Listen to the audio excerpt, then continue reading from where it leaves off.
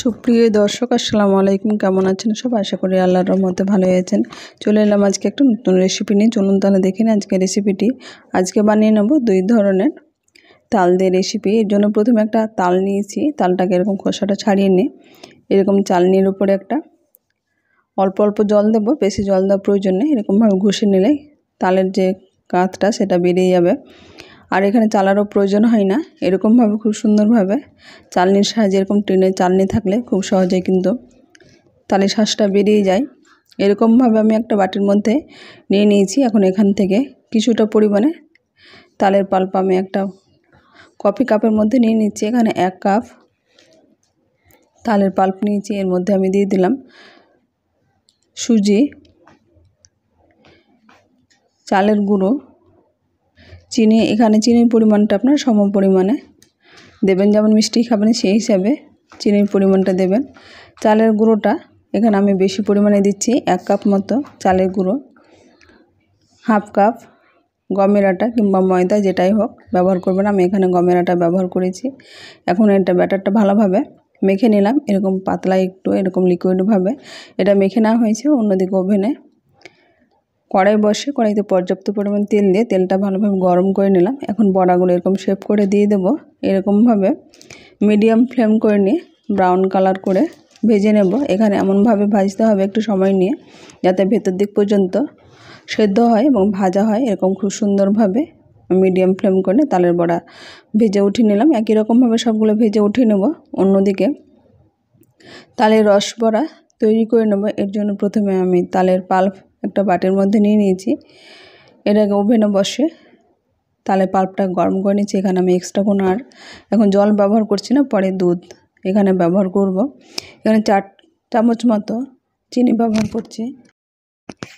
4 চামচ চিনি দিয়ে আমি একটা হাতের সাহায্যে এরকমভাবে নেড়ে দিচ্ছি। চিনিটা গলে কিন্তু অনেকটাই এখানে জল বের হয়ে যায়। এখন এখানে দিয়ে দিচ্ছি 4 কাপের মেপে 1 কাপ সুজি। এখানে সুজি না চাইলে আপনারা ময়দা দিয়ে ওটা তৈরি করে নিতে পারেন।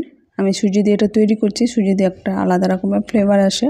এখন সুজিটা দিয়ে এটা ভালো মাখা মাখা হয়ে আছে। সেদ্ধ হওয়ার জন্য আমি আরও কিছুক্ষণ পরে দুধটা ব্যবহার করব। আর দিয়ে দিচ্ছি চালের গুঁড়ো 1 কাপ। চালের গুঁড়োটা দিলে এখানে একটু মুচমুচে ক্রিপসি ভাবটা আসে, তাই আমি 1 কাপ চালের গুঁড়ো দিয়েছি। আর এখানে দিয়ে দিলাম 1 কাপ গরম করা দুধ।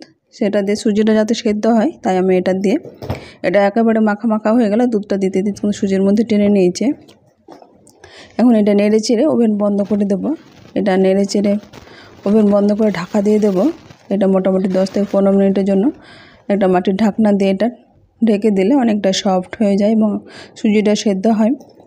এখন একটা প্লেটের মধ্যে আমি নিয়ে নিচ্ছি। বড় একটা প্লেটের মধ্যে দিয়ে এটা ঠান্ডা হয়ে গেছে। এখন এটা মেখে নেব। এখানে 5 চামচ আমি গুঁড়ো পাউডার দুধ নিয়েছি। এখানে গুঁড়ো পাউডার দুধটা দিয়ে কিন্তু তাল বড়া রেসিপির টেস্টটা বেশ ভালো হয়। যে কোনো খাবারের মধ্যে এটা দিলে গুঁড়ো পাউডার দুধটা টেস্টটা ভালো আসে। এখন এখানে 2 চামচ মতো সাদা তেল দিলাম। বেকিং পাউডার 1/2 চামচ দিয়ে এটাকে ভালোভাবে মেখে নেব। এটা বেকিং পাউডারটা দিলে এটা ফুলে ভেতর দিকটা শক্ত থাকে না। এরকমভাবে আমি মেখে নিচ্ছি। সাইড করে তেল আরও কিছুটা আমি সাদা তেল ব্যবহার করব। চাইলে আপনারা এখানে ঘি ব্যবহার করতে পারেন কিংবা বাটারও ব্যবহার করতে পারেন। আমি সাদা তেল দিয়ে তৈরি করে নেব। এটা মেখে নিয়ে দেখে বুঝতে পারছেন সফট একটা ডো তৈরি হয়ে গেছে। এখন এটা একটা পরিষ্কার কাপড় ভিজিয়ে নিয়ে আমি ঢাকা দিয়ে রেখে দিচ্ছি 1 ঘন্টার জন্য রেস্টে। তাহলে পুরোপুরি এটা সেট হয়ে যাবে, একেবারে সুজিটা সেদ্ধ হয়ে একেবারে মসৃণ হয়ে যায় এরকমভাবে ঢাকা দিয়ে রাখলে। আর মিষ্টিটা তৈরি হয় খুব সুন্দরভাবে। দেখে বুঝতে পারছেন 1 ঘন্টা পরে ফিরে আসলাম। এখন ডোটাকে আরও কিছুক্ষণ আমি এরকমভাবে হাতে তেল মাখিয়ে মেখে নিলাম। এখন ভালোভাবে এটা মাখা হয়ে গেছে। দেখে বুঝতে পারছেন একেবারে পারফেক্ট মসৃণ ময়দার মতো হয়ে গেছে। এখন হাতের মধ্যে আবার তেল মাখিয়ে নিয়ে এরকমভাবে মিষ্টি শেপ করে তৈরি করলাম। এটা ফুলে কিন্তু অনেকটা বড় হয়ে যায়, তাই আমি ছোটো ছোটো শেপ করে তৈরি করে নিয়েছি। চাইলে আপনারা বড় শেপ করে তৈরি করতে পারেন। আমি ছোটো ছোটো করে তৈরি করে নেব এরকমভাবে সবগুলোই। এখানে কোনো এবড়ে খাবড়ে যেন না থাকে, পারফেক্ট মিষ্টি শেপ করে তৈরি করে নিলাম। সবগুলোই তৈরি হয়ে গেছে। অন্যদিকে ওভেনে একটা পাত্র বসিয়ে দেব। তাতে আমি নিয়ে নিয়েছি 1 কাপ চিনি, 2টো এলাচ, লবঙ্গ, তেজপাতা দুটো অর্ধেক করে দিয়ে দিলাম। 1 কাপ জল দিচ্ছি। জলটা কিছুটা পরিমাণ পরে আরও দিয়ে দেবো। এইদিকে যে বড়াগুলো মিষ্টিগুলো বানিয়ে রেখেছিলাম সেগুলো ওভেনে তেল গরম করে নিই। প্রথমে তেলটা আমার বেশি একটু গরম হয়ে গেছে, এখানে মিডিয়াম ফ্লেম করে নিয়ে তেলটা গরম করে নিতে হবে। আমার একটু বেশি গরম হয়ে গেছে বলে মিষ্টিটা প্রথমে কালচে ভাবটা চলে এসছে, আমি এটা আলাদা করে রেখে দিচ্ছি। এখন এরকমভাবে তেলটা একটু ঠান্ডা করে নিয়ে তারপরে আমি মিষ্টিগুলো দিয়ে এরকম ব্রাউন কালার করে ভেজে নেব। এটা একটু সময় করে নিয়ে এরকম গোল্ডেন ব্রাউন কালার করে ভেজে নিচ্ছি, যেন কালারটা খুব সুন্দর আসে, ভেতর দিকটাও সেদ্ধ হবে। একই রকমভাবে আমি তেলে এরকমভাবে সবগুলো ভেজে নিলাম।